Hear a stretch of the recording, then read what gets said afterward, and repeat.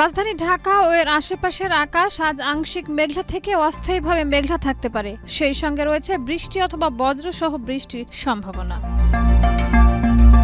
বাংলাদেশ আবহাওয়া অধিদপ্তরের সতর্কীকরণ কেন্দ্র 30 সেপ্টেম্বর এক পূর্বাভাসে জানায় আগামী 6 ঘন্টার মধ্যে ঢাকায় বৃষ্টিপাত হতে পারে। এ সময় দক্ষিণ ও দক্ষিণ পূর্ব দিক থেকে ঘন্টায় 10 থেকে 15 কিলোমিটার বেগে বাতাস প্রবাহিত হতে পারে। তবে দিনের তাপমাত্রা তেমন কোনো পরিবর্তন আসবে না বলে জানানো হয়েছে।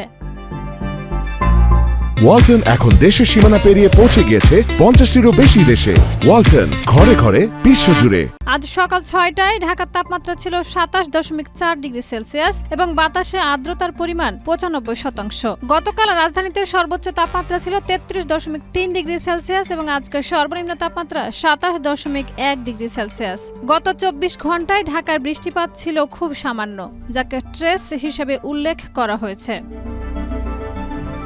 অন্যদিকে দেশের সার্বিক আবহাওয়ার পূর্বাভাস অনুযায়ী আজ সন্ধ্যা 6টার মধ্যে চট্টগ্রাম বিভাগের কিছু কিছু এলাকায় এবং রংপুর, রাজশাহী, ময়মনসিংহ, ঢাকা, খুলনা, বরিশাল এবং সিলেট বিভাগের 2-1 জায়গায় অস্থায়ীভাবে দমকা হাওয়া সহ হালকা থেকে মাঝারি ধরনের বৃষ্টি বা বজ্রবৃষ্টি হতে পারে। কোথাও কোথাও মাঝারি মাত্রা ভারী বর্ষণের সম্ভাবনাও রয়েছে।